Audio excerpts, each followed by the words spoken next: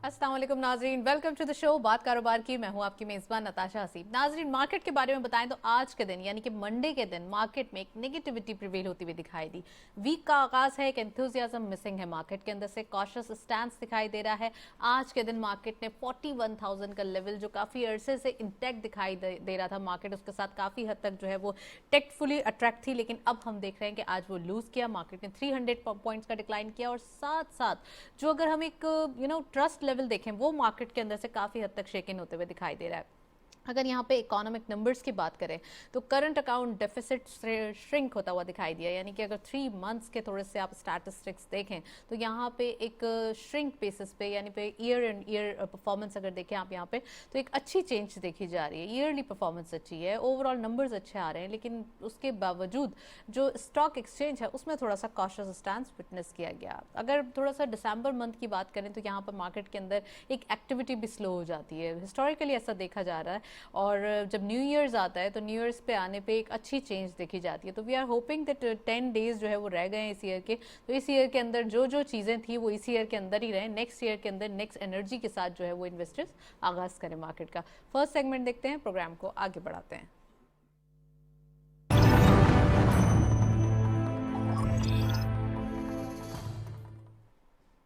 Let's have a look on daily highlights. आज की market की परफॉर्मेंस देखते हैं। ओपन हुई मार्केट 41,301.48 के लेवल पर, हायर साइड टू मार्केट गई 41,393.37, lower was 40,814.95 and finally closure 40,970.82। 330.66 का डिक्लाइन आज के दिन देखा गया। टर्नओवर में करंटली 142.57 मिलियन शेयर्स ट्रेड किए गए। कल के मुकाबले में यानी फ्राइडे के मुकाबले में इजाफा देखा जाता है 2.94 मिलियन शेयर्स का and value is dry 3.81 billion rupees. And volume leaders all script being in red territory. आप वॉल्यूम लीडर्स से ही एक चीज़ का आइडिया लगा सकते हैं कि यहाँ पे all and all across the board काफ़ी नेगेटिविटी देखी गई है। BFL इस लिस्ट को लीड कर रहे हैं 0.07 के डिक्लाइन के साथ, 30.68 पे क्लोजर, 21.01 मिलियन शेयर्स ट्रेड किए गए। WTL सेकंड स्पॉट पे 0.04 का डिक्लाइन देखा गया, 1.23 पे क्लोजर रहा, 12.44 मिलियन शेयर्स ट्रेड किए गए। हेस्कॉल थर्ड स्पॉट पे 0.71 का डिक्लाइन, 6.09 पे क्लोजर, 9.45 का कारोबार रहा। ये था वॉल्यूम लीडर्स। मार्केट की करंट परफॉर्मेंस, पेनी स्टॉक्स के अंदर भी एक नेगेटिविटी देखी गई है आज के दिन। नेक्स्ट सेगमेंट देखते हैं।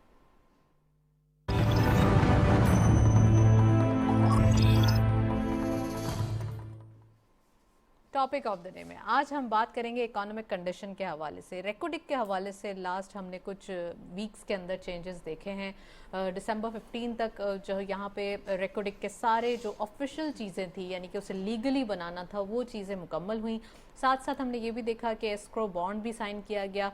गवर्नमेंट एंटिटीज़ जिसमें OGDCL, PPL and there about यहाँ पर चीज़ें जो है वो कुछ थी जिन्होंने ये बॉन्ड फुलफिल किया, कुछ पैसे भी जमा कराए, कुछ अमाउंट भी जमा करवाया, जिसकी वजह से इस चीज़ को यकीनी बनाया गया कि अब फाइनली रेकोडिक का जो एक हम कह सकते हैं अग्रीमेंट है या कि ये जो अग्रीमेंट काफ़ी अरसे से साइन हुआ था ये इम्प्लीमेंट होने की तरफ आ रहा है और फाइनली अब ड्रिलिंग प्रोसेस, माइनिंग प्रोसेस, ये तमाम चीज़ें जो फुलफिल होंगी और पाकिस्तान इसको ऑनर करेगा। तो ये आज हम डिस्कस करेंगे। साथ साथ हम बात करेंगे रेमिटेंसेस पॉइंट ऑफ व्यू से। एक बड़ा नेगेटिव परसेप्शन बिल्डअप किया जा रहा है गवर्नमेंट के अगेंस्ट। कहा यह जा रहा है कि तमाम यहाँ से जो टैलेंट है, यहाँ जो पोटेंशियल है, यानी कि जो यंगस्टर्स हैं वो अपनी डिग्रीज लेके बाहर जा रहे हैं, यानी कि ओवरसीज़ जो है वो उसको ज़्यादा हम कहेंगे कि रेकमेंड कर रहे हैं, उसको ये नहीं कर रहे कि वो यहीं पे अपने मुल्क में सर्व करे। तो दिस इज़ रियली रॉन्ग। तो ये क्या परसेप्शन है और क्यों किया जा रहा है, इससे कितना ज़्यादा डेंटेड हो गया हमारी इकोनॉमी, वो आज हम डिटेल डिस्कशन करेंगे। We have very exclusive panel, उनको खुशामदीद कहते हैं। हमारे साथ मौजूद हैं मियाँ जाहिद हुसैन साहब, आप चेयरमैन हैं national business group of Pakistan के। अस्सलाम वालेकुम, वेलकम टू द शो। और हमारे साथ मौजूद हैं अदनान पराशा साहब, आप VP हैं POEPA और एनालिस्ट भी हैं। अस्सलाम वालेकुम, welcome to the show. Programme का बाकायदा आगाज़ करते हैं इकोनॉमिक कंडीशन के बारे में। जाहिद साहब, एक अच्छी सी ट्रैक पे इकोनॉमी चल रही थी, एक अच्छी सी चीज़ें मैनेज हो रही थी, how ever it was fragile, but किसी ना किसी तरीके से मैनेज की जा रही थी। फिर अचानक से एक स्पीच दे दी जाती है, स्पीच के अंदर एक अलग किसी किस्म का जो है वो एक नेगेटिव प्रोपेगेंडा स्टार्ट कर दिया जाता है। अपोजिशन की जानिब से इकोनॉमी को ही क्यों डेंट किया जा रहा है? देखिए, बात यह है कि इकॉनमी असल में अपोजिशन का वीक पॉइंट है। उनको इस चीज़ का अच्छी तरह पता है کہ پچھلے سال کوئی 18 ارب ڈالر کیا آپ نے کرنٹ اکاؤنٹ ڈیفیسٹ چھوڑا، تو آپ نے کوئی 38 ارب ڈالر کا ٹریڈ ڈیفیسٹ چھوڑا. ٹھیک، تو جب آپ 38 ارب ڈالر کا ٹریڈ ڈیفیسٹ چھوڑیں گے، 18 ارب ڈالر کا کرنٹ اکاؤنٹ ڈیفیسٹ چھوڑیں گے، اور وہی چیز جو وہی کیا دھرا جو ہے وہ اب سامنے آ رہا ہے. ظاہر ہے کہ وہ 18 ارب ڈالر کا جو خسارہ تھا کرنٹ اکاؤنٹ، وہ آپ نے پے کرنا ہے. اب وہ پے کرنے کے لیے آپ پوری دنیا کے گرد چکر لگا رہے ہیں، کبھی ادھر کبھی ادھر کبھی ادھر کبھی ادھر. تو بات یہ ہے کہ وہ چیز جو ہے وہ، اور وہی چیز اب سمجھ لیں ہمیں ڈراؤنے خواب کی طرح سامنے نظر آ رہی ہے.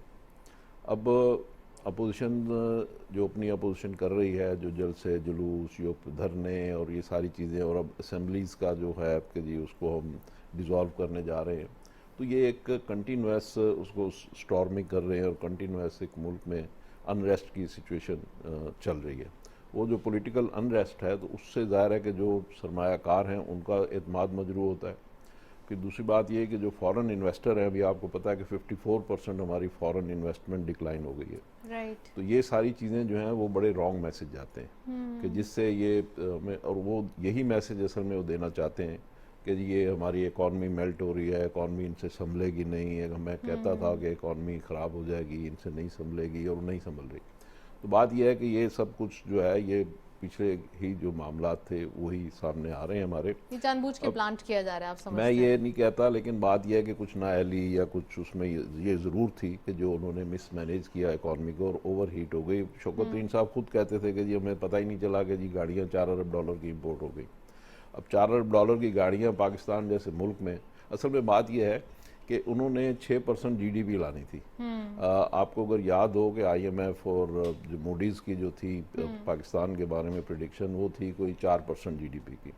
تو 4% کو اگر آپ نے 6% پہ لانا ہو تو اس کے لیے یہی کاسمیٹکس اور فلمزی چیزیں ہوتی ہیں کہ آپ گاڑیاں منگوا لیں، آپ ضرورت سے زیادہ زرعی اشیاء منگوا لیں، ضرورت سے زیادہ پیٹرولیم منگوا لیں. تو اس کے نتیجے میں آپ 18 ارب ڈالر کا خسارہ پیدا کر دیں. اور ظاہر ہے کہ پھر آنے والی جب ان کو پتہ تھا کہ یہ آنے والی گورنمنٹ جو ہے یہ اس نے یہ سارا سنبھالنا ہے، ان کو خود ہی کہتے ہیں خان صاحب کہ جی مجھے پتہ تھا کہ یہ ہماری حکومت جا رہی ہے. تو پھر آپ نے بجلی کے ریٹ بھی کم کر دیے، آپ نے اس وقت پیٹرول کے ریٹ بھی کم کر دیے، تک اس سے 300 ارب روپے کا خسارہ ہوا، 10 روپے کم کر دیے جاتے جاتے. تو اب یہ ساری جو چیزیں ہیں تو اس کی وجہ سے یہ سارا اب اس وقت میس اپ ہے. اب آپ اگلا سوال پوچھیں گے تو میں بتاؤں گا کہ اب اس کا حل کیا ہے، کہ آخر اس میں سے اس کرائسس سے نکلنے کا کیا. چلے میں انٹروڈکٹری کامنٹ پر آچا صاحب سے لے لوں. پلیز عدنان صاحب یہ بتائیے کہ ایک کانسیپٹ بلڈ اپ کیا جا رہا ہے برین ڈرین کا. سو گورنمنٹ کو اور بھی کام ہے، اور اوپر سے ایسے پروپیگنڈاز کے ایک طرف اسپیچ کر دی کہ 2 صوبوں کی جو ہے وہ گورنمنٹ تحلیل کر دی جائے گی. کچھ ایسی چیزیں بارہا مطلب آپ کو بولتے ہیں نا فلم میں رول چاہیے، یہ والا رول چاہیے ان کو، روز کچھ نہ کچھ نیا کریٹ کیا جا رہا ہے. تو یہ آپ کیسے ڈسکرائب کریں گے کہ یہ برین ڈرین والی جو پالیسی کا انہوں نے پروپیگنڈا اسٹارٹ کیا ہے؟ دیکھیں جی، اس میں سب سے پہلے تو سمجھنے کی یہ ضرورت ہے کہ برین ڈرین کا یہ کانسیپٹ جو آج کل سوشل میڈیا پہ اور ڈفرینٹ دوسرے چینلز کے اوپر جو ہائی لائٹ کیا جا رہا ہے، اس کا بیک گراؤنڈ کیا ہے. اگر ہم یہ چیز دیکھیں تو ہمارے اوورسیز امپلائمنٹ، جتنی بھی اوورسیز امپلائمنٹ کی جو مین پاور ایکسپورٹ ہوتی ہے، اب 2014 سے اگر ہم اس کا انالیسس کریں تھوڑا سا، تو 2014 میں 7,52,000 لوگ پاکستان سے امپلائمنٹ کے لیے مختلف ممالک میں گئے تھے. اور آپ کو پتہ ہے کہ ہمارے پاکستان سے موسٹلی جتنی بھی مین پاور ہے وہ ان اسکل اور سیمی اسکل ٹائپ کی مین پاور جاتی ہے، جو کہ مختلف گلف اسٹیٹس کے اندر کنسٹرکشن والی سائٹ پہ آتی ہیں. 2015 میں 9,45,000 مین پاور گئی تھی، 2016 میں 8,40,000. اب اسی سیکوینس سے ہماری ایوریج 6 سے 7 لاکھ مین پاور ہماری ایکسپورٹ ہو رہی تھی. اب آج کل جو یہ برین ڈرین کا جو کانسیپٹ سوشل میڈیا پہ آیا کہ جی 7,56,000 لوگ یا 7,65,000 لوگ ابھی تک جا چکے ہیں، میں یہ سمجھتا ہوں کہ اس ٹائم پہ جو اکنامک کنڈیشن جو ہماری ہیں، جو ڈالر کی سچویشن ہمارے ساتھ چل رہی ہے، اس کے ساتھ یہ کانسیپٹ بلڈ کر دینا یہ پاکستان کے لیے اچھا نہیں ہے. آپ عدنان صاحب اوورسیز امپلائمنٹ ایکسپرٹ بھی ہیں، آپ کیا کہیں گے یہ باتوں کو کہ یہاں پہ جو چیزیں کی جا رہی ہے اس سے ہمارا آلریڈی جو ایک ریمیٹنسز کا کرنچ بلڈ اپ ہو رہا تھا، کیا اس کو ڈینٹ لگے گا، یا یہ جو پروپیگنڈا ہے بیسیکلی کیا پاکستان کے ساتھ دشمنی کی جا رہی ہے، کیا کیا جا رہا ہے؟ دیکھیں جی، یہ پاکستان کے ساتھ دشمنی ہے. آپ کی جو یوتھ جو ہے اس کے اندر آپ کا جو امیج جو بلڈ کیا جا رہا ہے پاکستان کے لیے اور آپ کے ایجوکیشن لیول کے لیے، وہ غلط بلڈ ہو رہا ہے. بیسیکلی یہ اب لوگوں کے اندر یہ کانسیپٹ آنا شروع ہو گیا کہ پاکستان انسیکیور ہے ایجوکیٹڈ اور اسکلڈ اور سیمی اسکلڈ لوگوں کے لیے. وہی چیز یہ اس ٹائم پہ ہائی لائٹ کر رہے ہیں. رائٹ، چلیں جی زاہد صاحب آپ اس کو بھی پلیز کامنٹ کریں اس کے اوپر بھی، اور جو آپ نے اکانومک کنڈیشن بتائی ہے اس کے سولوشنز بھی بتائیے. دیکھیں یہ برین ڈرین کی جو بات ہے نا، یہ مذائقہ خیز بات ہے. پاکستان سے کوئی برین بتا دینا کون سا باہر گیا ہے، ٹھیک ہے. یہ جو 7 لاکھ 8 لاکھ لوگ جو ہر سال جاتے ہیں تو وہ تو وہاں سے ریمیٹنس بھیجتے ہیں، وہ تو وہاں جا کے ہم تو کوشش کرتے ہیں کہ زیادہ سے زیادہ ہماری مین پاور ایکسپورٹ ہو. خود جو لاسٹ ہماری جو پچھلی پریویس گورنمنٹ تھی وہ بھی یہ کوشش کرتے تھے کہ ہماری میکسیمم مین پاور جو ہے ہم ایکسپورٹ کریں. کیونکہ دیکھیں نا ہماری جو ٹوٹل ایکسپورٹ ہوتی ہے وہ 30-31 ارب ڈالر کی ہوتی ہے. اگر یہاں پہ امپلائمنٹ کم ہے تو آپ باہر جا کے اور امپلائمنٹ لے لیں. 30-31 ارب ڈالر کی جو ہے وہ ہماری فورن ریمیٹنس ہے، یعنی جتنی ہماری ایکسپورٹ ہے اتنی ہماری فورن ریمیٹنس ہے. تو ہماری تو کوشش یہ ہے کہ وہ 50 60 70 100 ارب ڈالر کی ہماری فورن ریمیٹنس ہو جائے. اور اس کے لیے ہم خان صاحب خود کلیم کرتے ہیں کہ جی ہمارے یہاں فورن ریمیٹنس ہمارے دور میں بڑھ گئی تھی. تو وہ بڑھے گی کیسے؟ ظاہر ہے کہ لوگ جائیں گے تو بڑھے گی. تو وہ جو لوگ جا رہے ہیں اس سے کوئی برین ڈرین نہیں ہو رہا. پاکستان میں اس وقت یوتھ بلج ہے اور وہ ہمارے پاس لوگوں کو نوکریاں نہیں مل رہی. ہماری پوری کوشش ہے کہ لوگ میکسیمم ڈگریز ہاتھ میں ان کے گریجویشن ہے، ماسٹرز ہے، ڈگریز لے کر بیٹھے ہیں. یا میکسیمم نمبر میں لوگ اگر باہر جائیں گے تو وہ وہاں جا کے کام کریں گے، پیسے بھیجیں گے، ان کے خاندان کی یہاں پہ لائیولیہوڈ ہے، وہ بھی ان کے خاندان یہاں خوشحال ہوتے ہیں، پاکستان خوشحال ہوتا ہے. دوسری سب سے بڑی بات یہ ہے کہ اگر ہمارے ڈاکٹر قدیر خان باہر نہ جاتے تو ڈاکٹر قدیر خان کیسے بنتے؟ وہ باہر جا کے گروم ہوئے نا. ڈاکٹر عبدالسلام ہمارے باہر نہ جاتے تو کیسے گروم ہوتے؟ ہماری لالا ملالہ جو ہے وہ باہر نہ جاتی تو کیسے بنتی؟ تو بات یہ ہے کہ لوگ باہر اگر جاتے ہیں تو وہاں سے کچھ سیکھ کے واپس ہی آتے ہیں نا، اور گروم ہو کے آتے ہیں، اپنے ملک کو سرو کرتے ہیں. تو ایسے ہی برین ڈرین والی بات جو ہے بالکل مذائقہ خیز بات ہے. برین ڈرین اس وقت ہوتا ہے فار ایگزامپل کہ جب یہاں پہ جبر ہو، جب یہاں پہ سختیاں ہوں، یہاں جب بولنے کی آزادی نہ ہو، یہاں جب جاب کرنے کی آزادی نہ ہو، یہاں جب میرٹ نہ ہو، یہاں جب انصاف نہ مل رہا ہو، تو یہ ساری چیزیں اگر یہاں پر ہوں، ڈیموکریسی نہ ہو، آئین کانسٹیٹیوشن کی تو آپ کو کھلی آزادی، آپ وہاں بھی جاتے ہیں جب دل چاہتا ہے یہاں تو واپس آ پھر جاتے لوگ بھاگتے ہیں یہاں سے. تو وہ لوگ بھاگتے ہیں، اور وہ لوگ کتنے بھاگ جاتے ہیں. اگر اس خدا اول تو پاکستان میں ایسی کوئی چیز ہے نہیں. آئین اپنی جگہ پہ کام کر رہا ہے، عدالتیں اپنی جگہ پہ کام کر رہی ہیں، اپوزیشن اپنی جگہ پہ کام کر رہی ہے، اور بلکہ ضرورت سے زیادہ ہی کام کر رہی ہے. تو ایسی سچویشن میں کوئی برین ڈرین نہیں ہو رہا، کچھ بھی نہیں ہو رہا. اور الحمدللہ جو کچھ لوگ ہمارے پاکستان سے باہر تھوڑے بہت جاتے ہیں تو وہ سیکھ کے ہی آتے ہیں، کوئی اس میں برین ڈرین والی بات نہیں ہے. اچھا زاہد صاحب، اکانومی کی بات کر لیتے ہیں. کرنٹ اکاؤنٹ ڈیفیسٹ کے نمبرز شرنک ہوتے ہوئے دکھائی دے رہے ہیں، وچ از ویری گڈ، کیونکہ جتنا ہیلدی ہمارا کرنٹ اکاؤنٹ ہوگا، سرپلس ہو جائے گا، اتنا ہمارے لیے اچھا ہے. آپ کیا سمجھتے ہیں کہ کیا ہو رہا ہے؟ ایئرلی بیسس پہ نمبرز بھی صحیح آ رہے ہیں، پھر بھی تھوڑا سا ایک کاشس اسٹینس، ایک ریلکٹنسی دیکھی جا رہی ہے، ٹرسٹ بلڈ اپ ہونے نہیں دیا جا رہا. اگین وہی پروپیگنڈا ہے کہ گورنمنٹ تحلیل کر دی جائے گی یہ والی. اب ہم بات کرتے ہیں اس گورنمنٹ کی جو پرفارمنس پہ، ٹھیک ہے. اور یہ کہ اس وقت ہمارا ملک جو کرائسس میں ہے، اکنامک کرائسس تو ہے نا اپنی جگہ، apart from the political crisis, economic crisis اپنی جگہ ایگزسٹ کرتا ہے. اچھا وہ کیوں کرتا ہے؟ بات یہ ہے کہ پچھلے سال ہماری ٹوٹل جو انکم تھی ریمیٹنس اور ایکسپورٹ ملا کے وہ تھی 62 ارب ڈالر، ٹھیک. اس سال انٹرنیشنل ریسیشن اور فورن ریمیٹنس کی کمی اور ایکسپورٹ کی کمی، اس کی وجہ سے ہماری اس سال جو انکم ہوگی وہ تقریباً 55 ارب ڈالر ہوگی، instead of as against 62 Arab dollar. اچھا، اب 55 ارب ڈالر کی اگر ہماری انکم ہوگی تو پچھلے سال ہماری جو امپورٹس تھیں وہ 80 ارب ڈالر تھیں. اس سال وہ بھی ریسیشن کی وجہ سے، پیٹرولیم پرائس کم ہونے کی وجہ سے وہ بھی تقریباً 75 ارب کی ہوں گی، ٹھیک ہے. تو اس کا مطلب ہے 20 ارب ڈالر کا ہمارے پاس نیٹ اس میں بھی اس سال بھی خسارہ ہوگا. پچھلے سال 18 تھا تو اس سال شاید 18-20 ارب ڈالر کا اس سال بھی خسارہ ہوگا. اچھا، اب ہم نے امپورٹ کو جو آپ کہہ رہی ہیں نا کہ ہمارا کرنٹ اکاؤنٹ ڈیفیسٹ جو ہے وہ کم ہو رہا ہے، وہ ہے اصل میں وہ ہم نے امپورٹس کو جبرن روکا ہوا ہے. इस वक्त तकरीबन कोई 4 अरब डॉलर के कंसाइनमेंट पोर्ट पे पड़े हुए हैं जो क्लियर नहीं हो रहे, और गवर्नमेंट की देखिए ना, एक तरफ आप या तो फिर चले जाएं डिफॉल्ट पे या आप अपनी इंपोर्ट को रोकें, यानी आप इस चीज़ को देखें कि भाई हमारी चादर कितनी है उतने पाँव फैलाएं।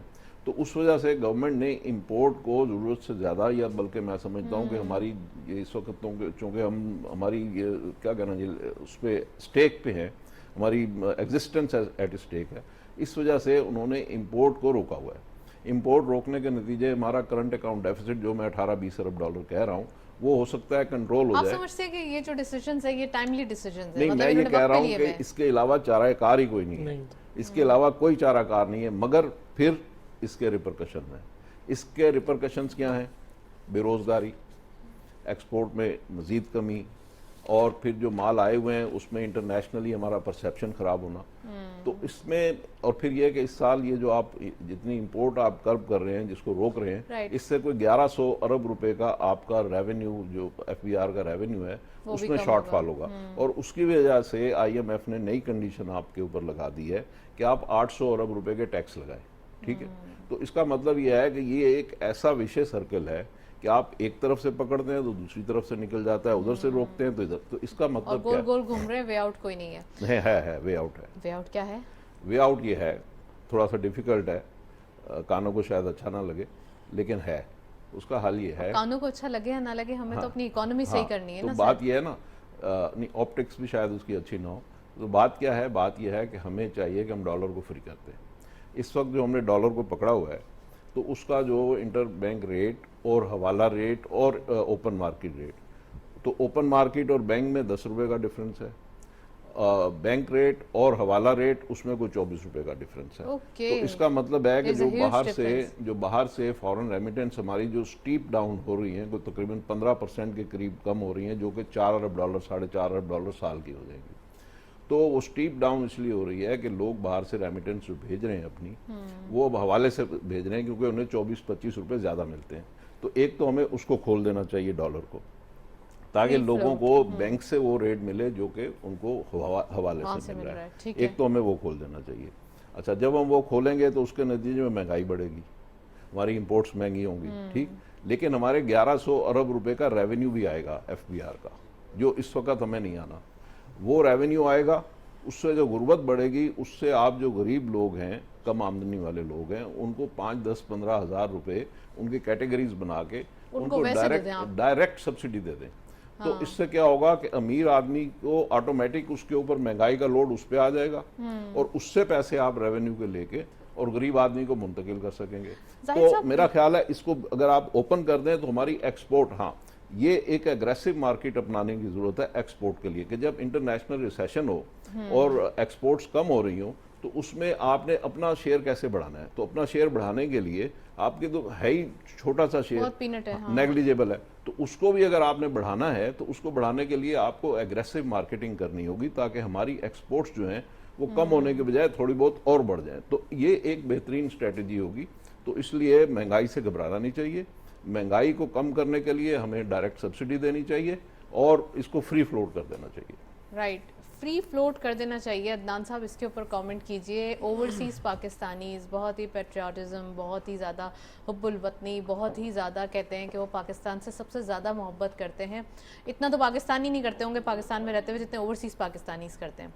जी बिल्कुल। क्या वक्त है सर, जब पैसे भेजने की बात आती है तो वो हवाला को प्रेफर करते हैं, हुंडी को प्रेफर करते हैं, वो एक्चुअल जो एक प्रॉपर चैनल है उसके थ्रू नहीं भेजते। देखें, पास में भी ये चीज़ बड़ी हाईलाइट की गई थी कि जी 1 करोड़ हमारा ओवरसीज़ पाकिस्तानी बाहर रह रहा है, उसके राइट्स दिए जाएं, और उनके लिए बहुत ज़्यादा खड़ा हुआ गया था गवर्नमेंट की तरफ से।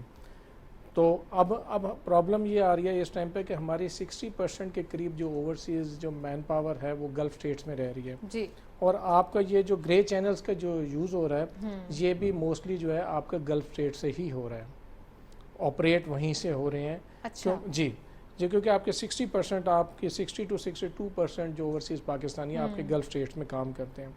अब जो डॉलर का जो डिफरेंस है वो यहीं से ऑपरेट हो रहा है, क्योंकि جو آپ کی جو مین پاور ہے اس کی جو سیلری پیٹرن ہے جو 1500 ریال یا 1500 درہم سے لے کے 3000 یا 4000 درہم یا ریال تک ہے، تو وہ جب کیلکولیٹ کرتے ہیں تو وہ جیسے میاں صاحب نے بتایا کہ جی 20 سے 25 روپے کا جو گیپ ہے، تو وہ حوالہ ہنڈی اس سینس میں وہاں سے جو پیسہ بھیجتے ہیں اس سے پاکستان میں ان کے گھر کو پیسہ تو زیادہ آ جاتا ہے، لیکن ہمارے بینکنگ سرکل میں نہیں آتا، جس کی وجہ سے ہمیں یہ پرابلم فیس کرنی پڑ رہی ہے۔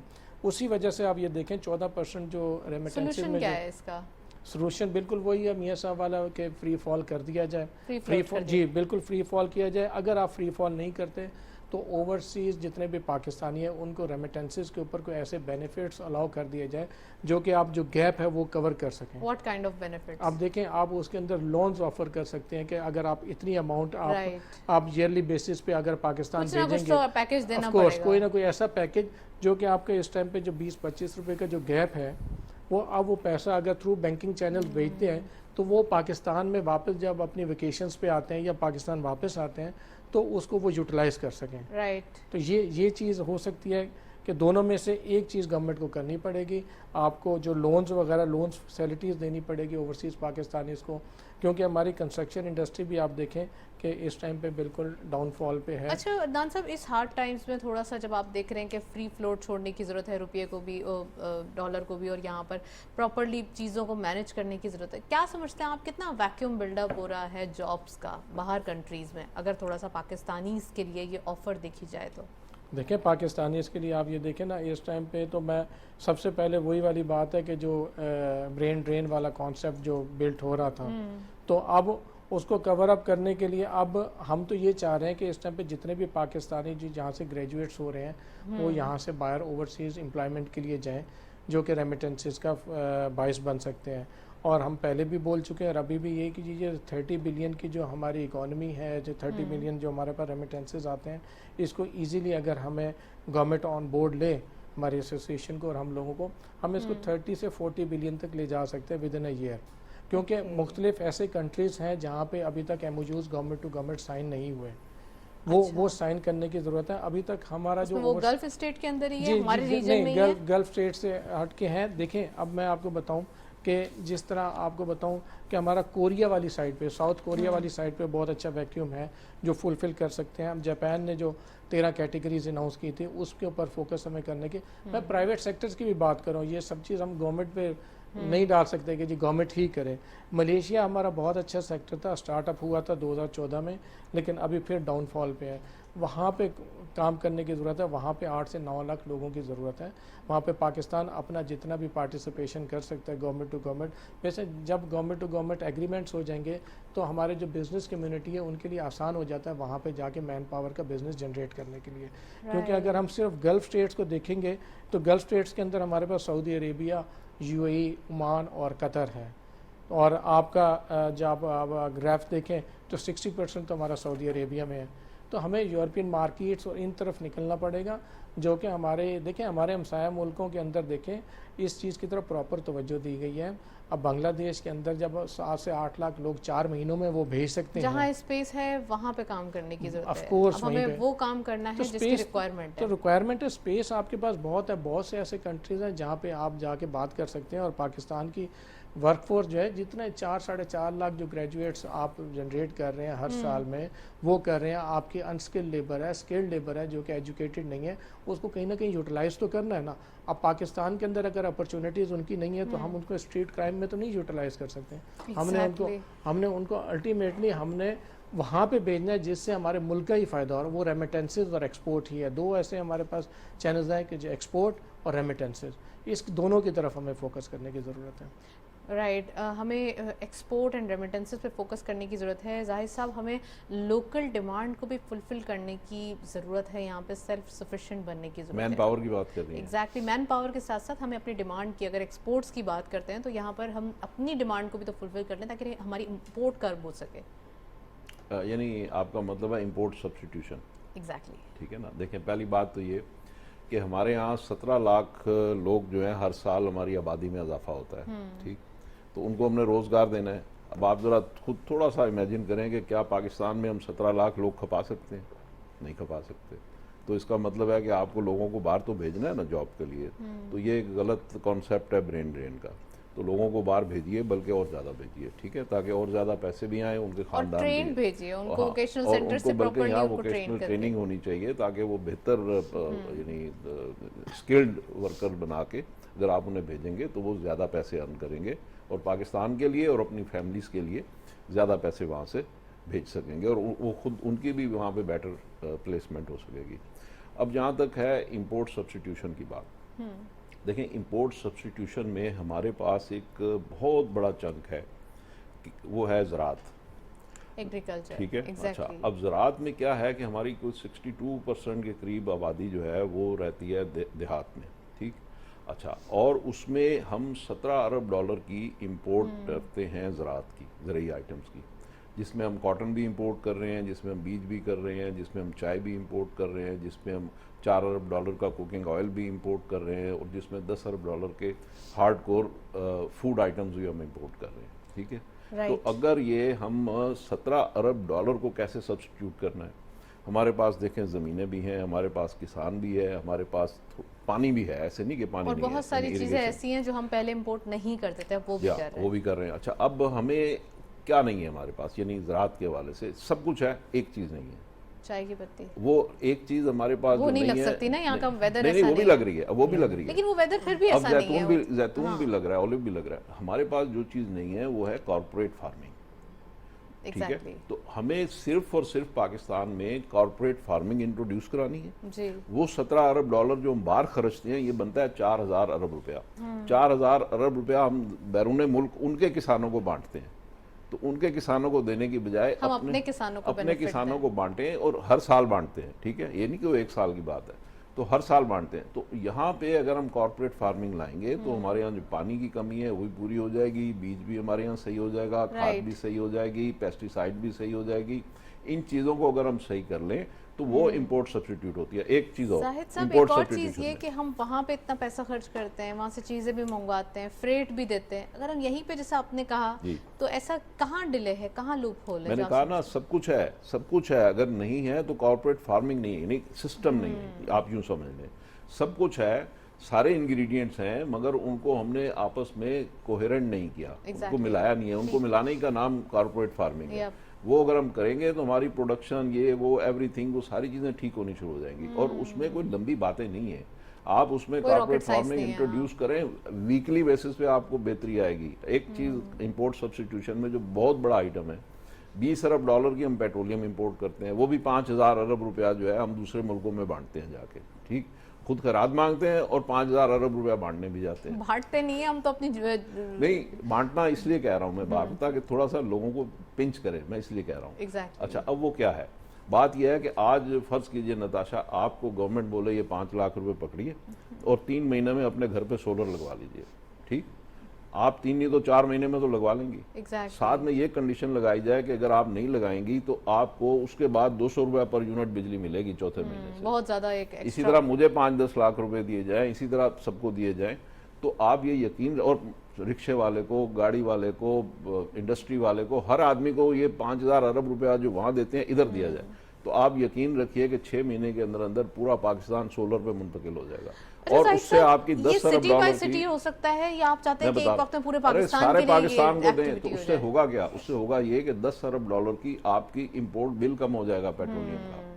اب صرف گاڑیوں کے لیے آپ کو پیٹرولیم منگانی ہوگی, سارا پاکستان آپ کا سولر پہ چلا جائے گا. آپ کو بجلی جنریٹ کرنے کے لیے نہیں منگوانی پڑے گی. بجلی تو پھر بھی چاہیے ہوتی, سولر چلانے کے لیے بھی بجلی چاہیے ہوتی ہے, ٹھیک ہے, لیکن وہ پھر اتنا نہیں اماؤنٹ چاہیے ہوگا, وہ پھر اماؤنٹ آپ کا 10 ارب ڈالر رہ جائے گا. تو یہ بہت بڑے بڑے آئٹم ہیں جن کو آپ امپورٹ سبسٹیٹیوشن پہ لا سکتے ہیں. اس کے علاوہ پھر بہت ساری انڈسٹریل پروڈیوس ہے, بہت ساری اور چیزیں ہیں, ڈیری ہے, ہر چیز ہے, بہت ساری چیزیں. تو ہر چیز میں آپ امپورٹ سبسٹیٹیوشن پہ جا کے, اس کو دوسرے لفظوں میں کہتے ہیں خود کفالت, ٹھیک ہے. ہاں, تو آپ اگر کرتے جائیں نا, آپ یقین رکھیے یہ لمبے کام نہیں ہے, یہ ہیں ڈیلی بیسس پہ ریزلٹ دینے والے. آج 4 گھر آپ کے سولر پہ ہو گئے, کل 4 گھر ہو گئے, پرسوں 4 گھر ہو گئے. یہ بڑھتے بڑھتے بڑھتے جو ہے یہ پورا. From Russia. When I spoke to the Prime Minister just a few months ago, he was certain that you were going to get those supplies. When could we see the first deliveries that could help your economy? Um, uh, as far as our energy supplies are concerned, as you're aware, everybody after the fallout of the Ukraine war and the associated sanctions have been facing tough economic times, high inflation, high gas at the pump, and that's the same for Pakistan. As far as any conversations with Russia are concerned vis-a-vis energy supplies, we're not at a stage where we'll be getting, as far as I'm aware, any of those supplies anytime soon. We are desperate to fulfill our energy needs and are discussing with a whole host of countries, but that's not in the immediate crisis that we're in right now, with the catastrophic effect of the flooding that washed away 10% of my country's GDP at $30 billion, the blowback from the Ukraine war, but also from the COVID pandemic and the fall of Kabul has been incredibly difficult. As you mentioned, we're in conversations with the IMF. We'd actually agreed to terms with the IMF just as the flooding started. And now we find ourselves in this incredibly difficult positions where we're trying to manage our macroeconomic indicators with the IMF and provide the imminent relief to the people that is still necessary now in Pakistan and plan forward for our reconstruction and rehabilitation. Unfortunately, the cameras have gone, the attention has disappeared, but there's still floodwaters in many areas of my country. Many people are still, they can't go back home, or they can't go to school, or they can't go back to farm. And there's an incredible humanitarian climate catastrophe. Let's talk a little bit about that attention that you're talking about globally, because when it comes to the conversations with the IMF for this next loan, the tranche of the next loans to come, they've been a little bit slow. So what's happening there? What's the delay, and when could we see agreement? No, I won't be able to say whether there's a delay or not. I mean, the details that the finance minister can tell you. I believe that it is important for us. Obviously, we all agree. The entire unity government agrees that it's important for us to deal with international financial institutions. We want to see the fundamental reform that's required for the overall health of our economy.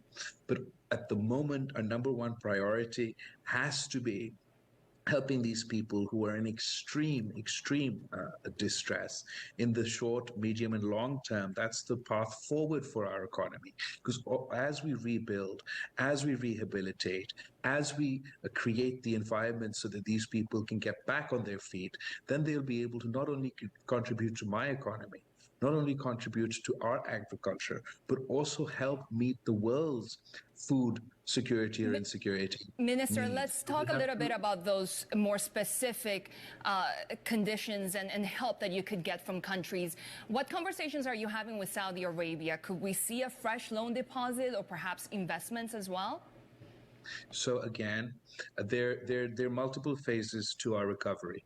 The initial and still ongoing phases, because the scale of the tragedy, is the relief.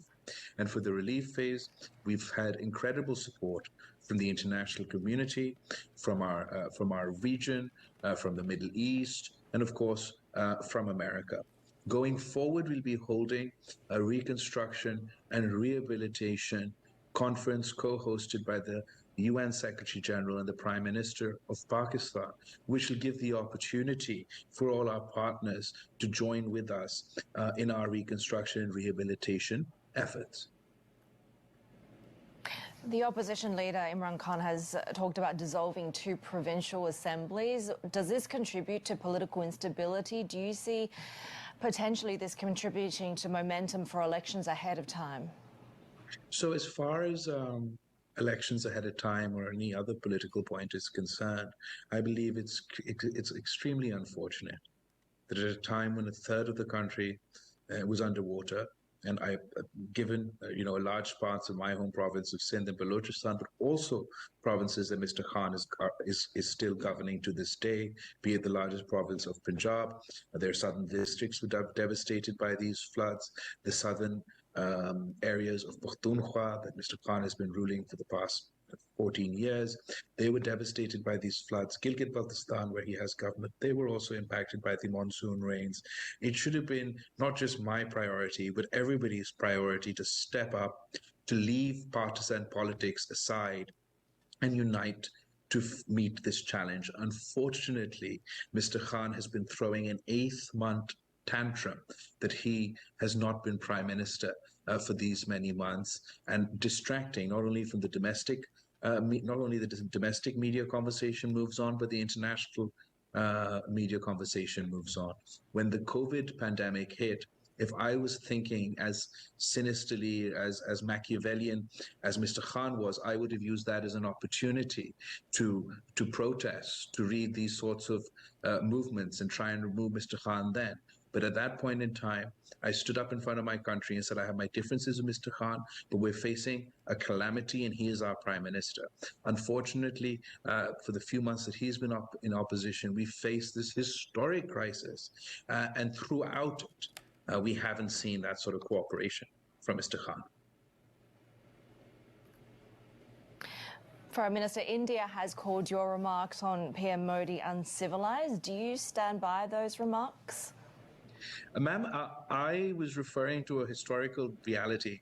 The remarks I used weren't my own. I did not invent the term butcher of Gujarat for Mr. Modi.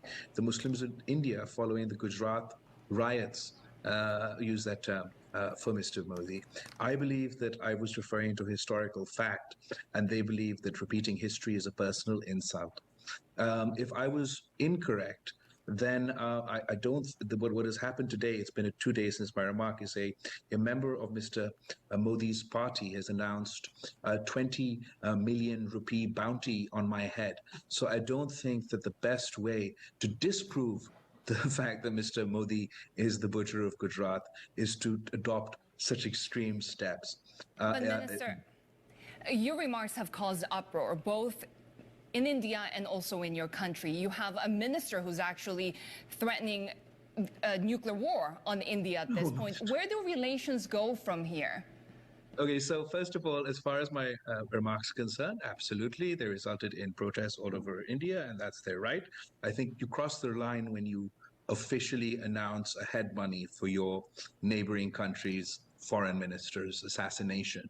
I think that's a line that we're normalizing and crossing, and the fact that we get to move on from that question is troubling for me when I'm engaging with Bloomberg, which is such an important international forum. As far as nuclear war, no one has threatened nuclear war. A minister did say that Pakistan is a responsible nuclear country and should be treated as such. That was not a threat for nuclear war. No one thinks nuclear war is an appropriate reaction.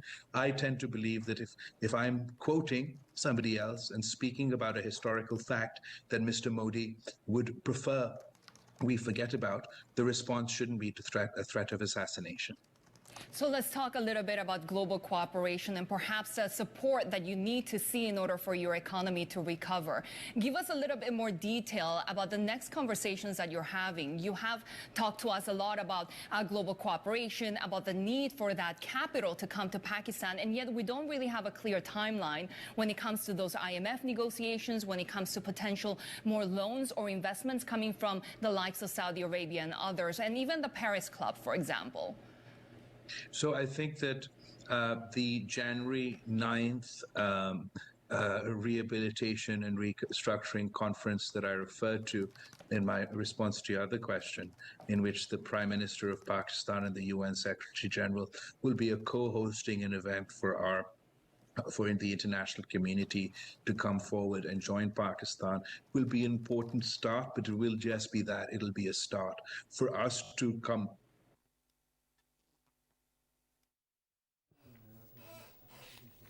وزیر خارجہ Bilawal Bhutto Zardari Bloomberg T V سے گفتگو کر رہے ہیں. انہوں نے کہا کہ یوکرین جنگ نے خطے کی معیشت کو متاثر کیا ہے. پاکستان کو سیلاب کے بعد بحالی کے لیے عالمی تعاون کی ضرورت ہے. سیلاب سے پاکستان میں بڑے پیمانے پر تباہی ہوئی ہے. ساتھ ہی ساتھ انہوں نے کہا کہ ضروری ہے کہ عالمی اداروں سے بہتر انداز میں معاملات طے کریں اور عالمی برادری کو خوراک کا تحفظ یقینی بنانا ہوگا. موجودہ صورتحال میں قبل از وقت انتخابات کے حوالے سے انہوں نے کہا کہ یہ ملکی مفاد میں نہیں ہے اور عمران خان بلا جواز احتجاج سے ملک کو نقصان پہنچا رہے ہیں. یہ تھی پی ٹی وی تازہ ترین.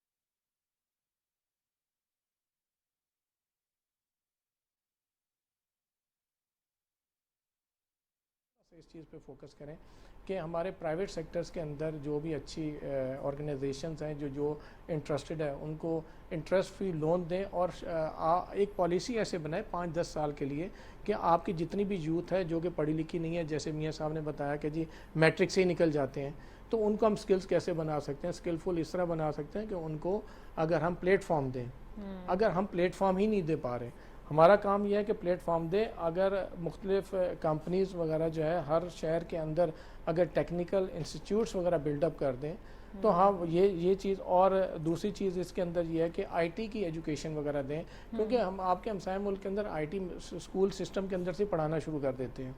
यहाँ पे हम आईटी का बेसिक कोर्सेज भी नहीं पढ़ा सकते।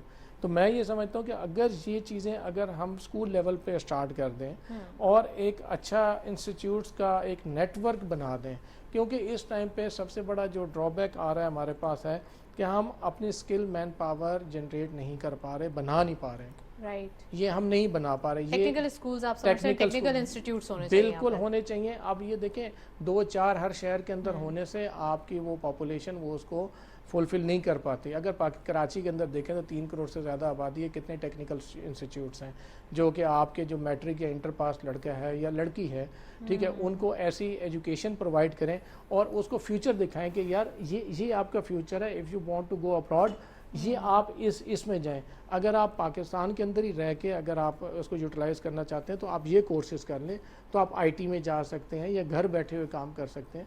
तो वो इस तरह के इंस्टीट्यूट हमारे पूरे पाकिस्तान के अंदर ऐसा नहीं है। 2, 4, 10, 12 इंस्टीट्यूट होने से 24 करोड़ की आबादी आपकी उसको यूटिलाइज़ नहीं कर सकती। हर शहर में बनाने की ज़रूरत है। वेल, लास्ट वर्ड्स जाहिद साहब क्या कहेंगे कि जो हमारे यंगस्टर्स हैं, हमारे पास हदीस भी मौजूद है, इल्म हासिल करो चाहे चीन तक जाना पड़े, तो आप एक चीन मतलब कि जितना भी दूर जाना पड़े, आप समझते हैं कि थोड़ा सा एक विल भी पैदा करने की ज़रूरत है यंगस्टर्स के अंदर भी कि वो भी एंटरप्रेन्योरशिप की तरफ आएँ। दूसरा ये कि अगर उनके अंदर शौक़ है पढ़ने लिखने का तो वो खुद ही कुछ ना कुछ करके, ये ज़रूरी नहीं कि आप वालिदैन पे अपना बोझ बने, बर्डन क्रिएट करें, अपनी एम्प्लॉयमेंट को ज़रा थोड़ा फोकस कर लें, अर्ली एजेस से इंटर्नशिप करें या किसी न किसी तरीके से कोई एक विल होती है उसको ज़रूरत है अडॉप्ट करने की। देखिए आजकल जितनी अच्छी यूनिवर्सिटीज़ हैं उसमें ये जो स्टूडेंट्स हैं उनको ये सारी वहाँ पे क्लासेस करवाई जाती हैं, उनको सिखाया जाता है। वहाँ पे इंडस्ट्री एकेडमियाँ आपस में उनके रिलेशनशिप्स बनाए जाते हैं यूनिवर्सिटीज़ में। जी ये है, और इसी चीज़ को हमें HAC जो है वो भी इस तरफ इनको यूनिवर्सिटीज़ को कहता है कि भाई आप ये करें।